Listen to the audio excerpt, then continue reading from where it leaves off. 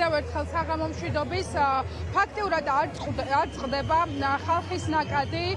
ჩვენ მივემართებით ეხლა რუსთაველის მეტროსკენ.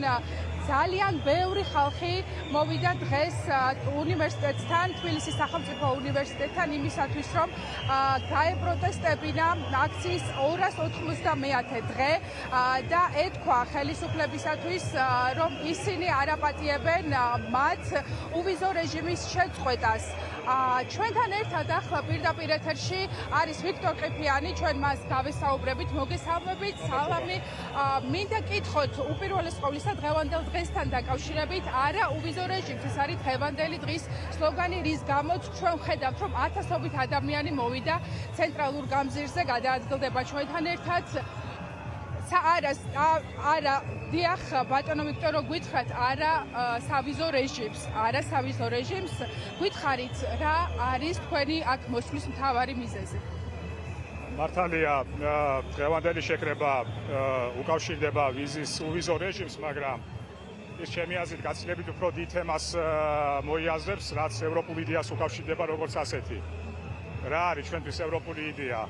ევროპული იდეა არის ქართული სახელმწიფოს გაძლიერება, ევროპული იდეა არის ჩვენი იდენტობის გაძლიერება, ჩვენი განვითარება, ჩვენი დაცულობა. ამიტომ დღევანდელი ღონისძიება არ გამოირჩევა და ვერ შეიძლება გამოირჩევოდეს რომელიმე პარტიული კუთვნილებით ან პროფესიული კუთვნილებით. ეს არის იმ სახის შეკრება, რომელსაც საკუთარ ბაზად გააჩნია ყველაზე ჯანსაღი მაკონსოლიდირებელი იდეა. ეს არის ევროპა საქართველოში და საქართველო ევროპაში. დიდი მადლობა ბატონო ვიქტორ, დიდი მადლობა. მიუხედავად ამ ყველაფრის საქართველოს ოცნება როგორც ჩანს არიხებს უკან, აგზელებს რეპრესიებს, დაკავებებს. დღევანდელი აქციით რისი თქმა სურს ხალხს ევროკავშირისთვის? იმ GOT წინააღმდეგობის ფონზე რისი მოწმენი ჩვენ ვართ. ასეთი შეკრების მთავარი მიზეზი სწორედ ეს არის, რომ კიდევ ერთხელ მოხდეს დემონსტრირება ქართული საზოგადოების მნიშვნელოვანი ნაწილის, რომ ის მზად არის არ შეეგუოს არსებულ მოცემულობას.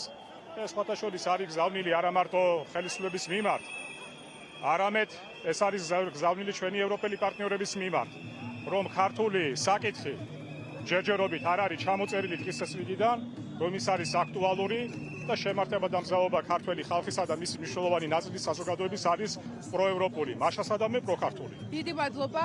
ჩვენ ასევე დღეს ხედავთ ყოფილ საჯარო მოხელეებსაც, მათ შორის საჯარო მოხელეებსაც, რომლებიც დღეს საპროტესტო აქციაზე გამოჩნდნენ. ლაშა ბუღაძეს მცირედით გავესაუბრები, ნოდარ არა სავიზო რეჟიმს. მთავარი ამბავი არის დღეს აქ რუსთაველზე. რას ვეუბნებით ამ აქციით ჩვენ ევროკავშირს?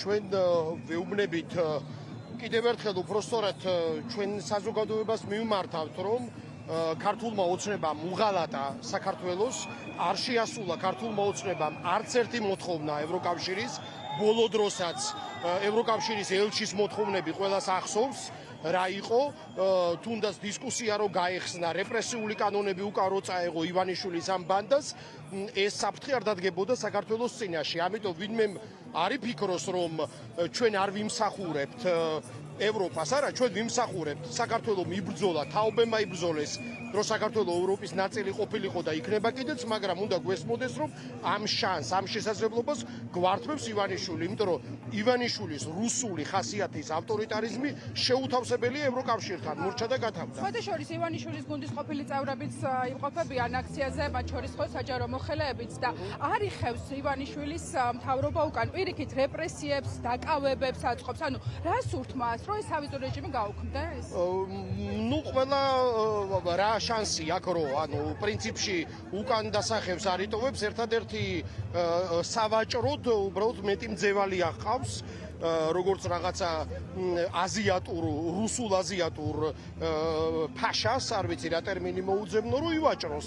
რაც უფრო მეტი პოლიტიკური ტყვე ეყოლება, მით უფრო მეტად ივაჭრებს. ასე ფიქრობს, იმიტომ რომ ასე ისწავლა მან პუტინისგან და ასეთია მისი ლოგიკა. შეუთავსებელი, ანუ ევროპული საქართველო და ივანიშვილი შეუთავსებელია. კი ბატონო, ევროპული საქართველო და ივანიშვილი შეუთავსებელია, თქვა ლაშა ბუღაძემ და მის მოსაზრებას ათასობით ადამიანი იზიარებს, რომელიც ახლა და აქ დგას რუსთაველის გამზირზე. ჩვენ ყველანი მივემართებით პარლამენტისკენ. ნოდარ